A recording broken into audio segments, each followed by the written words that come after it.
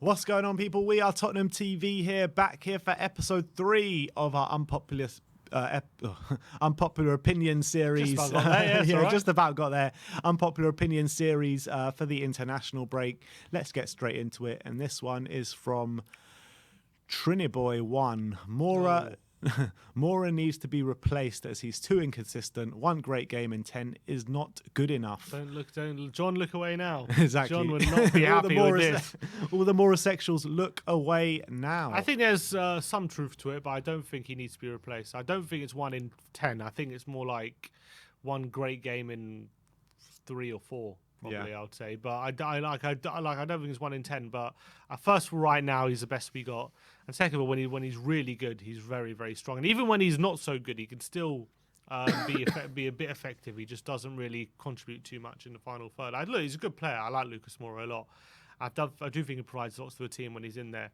But I do think it's right when he says he's too inconsistent. He is, and he needs to improve that. And we've been saying that ever since he signed for Spurs. Yeah, well, first of all, like you said, we don't have anyone better than him, so he has to play. Second of all, yes, we can probably sign someone in the transfer window that can be better than him, but he's not going to come straight away and be better than him, that's for sure. And I think Lucas Moura, I think he provides positively to the team, and as you look at this season, he's definitely been one of the better players for us this season. So I think it's a bit harsh. Let's move on. THFC Darkness. Tottenham have a better squad than United. No. Pogba, no, we don't. Ronaldo, Bruno, Varane, Sancho, Greenwood, Rashford. These are players pretty much they've got a better player in every single position in the defence than us, probably. When you look at Varane, you look at Wan-Bissaka, you look at Luke Shaw, all of those get in our team. The midfield, Bruno, Pogba get into our team. The only 2 players that probably get into United's team, it's probably Son and Kane. Arguably Kane. At the moment.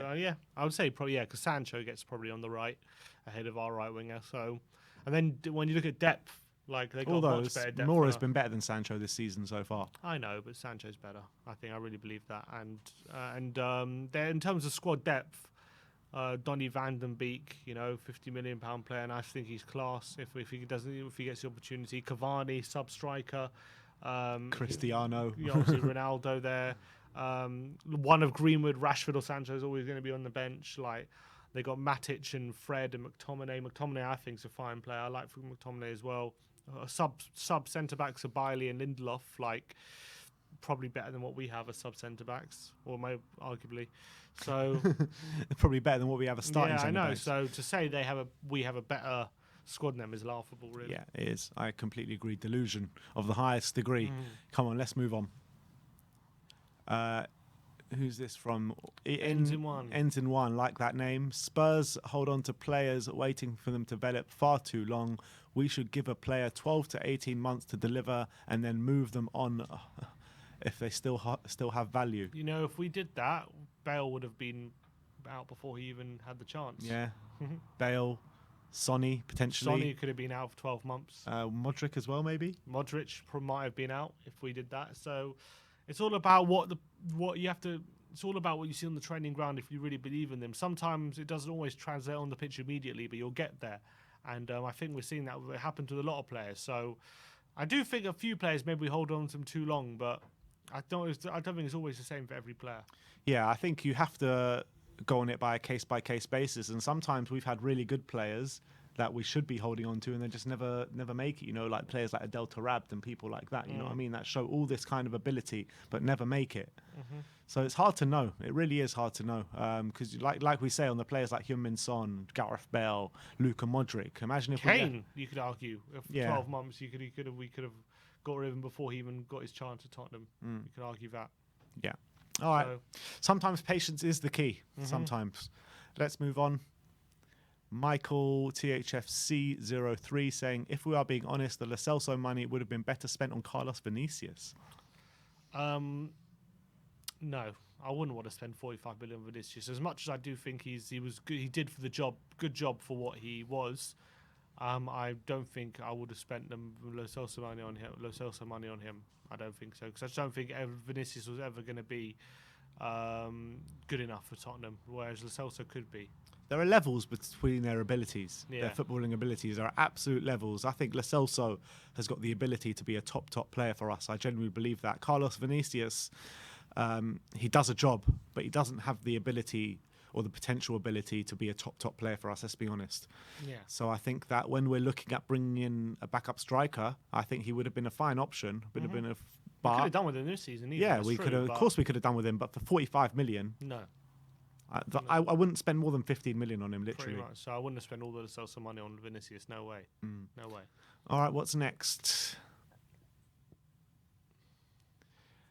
Michael again saying Bergwijn is a key member of our squad. I mean, is that an unpopular opinion? Well, no. Who thinks he's a key member of our squad? No one really. Well, when you say key, I mean he's a first team player. Isn't that key? Maybe he's saying he should be more important than that. He should be one of the first names on the team sheet. When you look at the games he's played this season, I think he's got 100% record, doesn't he? Does he? Yeah, I don't think we've lost with him in the team this season. Okay. Small sample size. Yeah, it is a small sample size, but he offers something to the team when he's on the pitch. That aggression, that defending from the front. I'm not saying he's bad. I just don't know if yet he hasn't proven himself to be a key member of the squad yet. He needs to prove that for me. It depends what you define as key member of the squad, I guess. Yeah, I guess. Fine. Let's move on then. All right, let's move on. Adam Jenkins says Daniel Levy is not the cause of our problems. Well, yeah, he is. Best chairman in the league. The players and managers have been awful. Players and managers are managing Players keep changing. Managers keep changing. What is the most common denominator there? What is the most common denominator?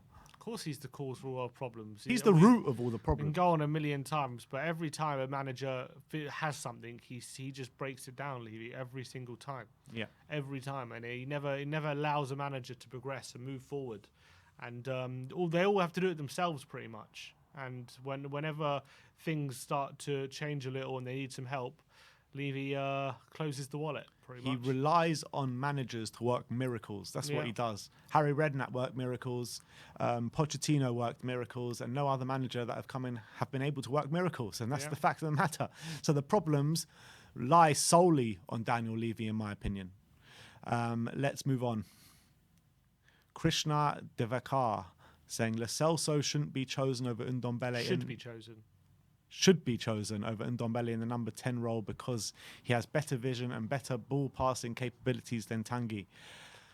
I don't think he has vision. You could argue that actually, but I don't think he has better passing ability than Tanguy. I think Tanguy has very strong passing. You think Lo Celso's got better vision than Ndombele? Potentially. I'm not so sure about that. Potentially.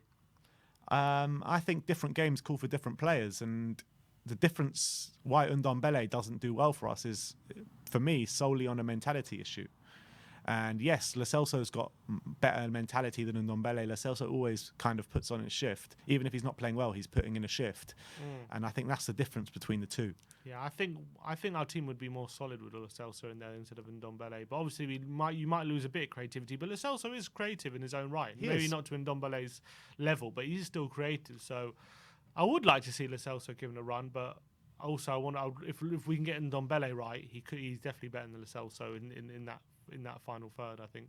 I think Tanguy's got better technical ability than Lo Celso. He's a better technician than Lo Celso, even though Lo Celso is a very good technician as well.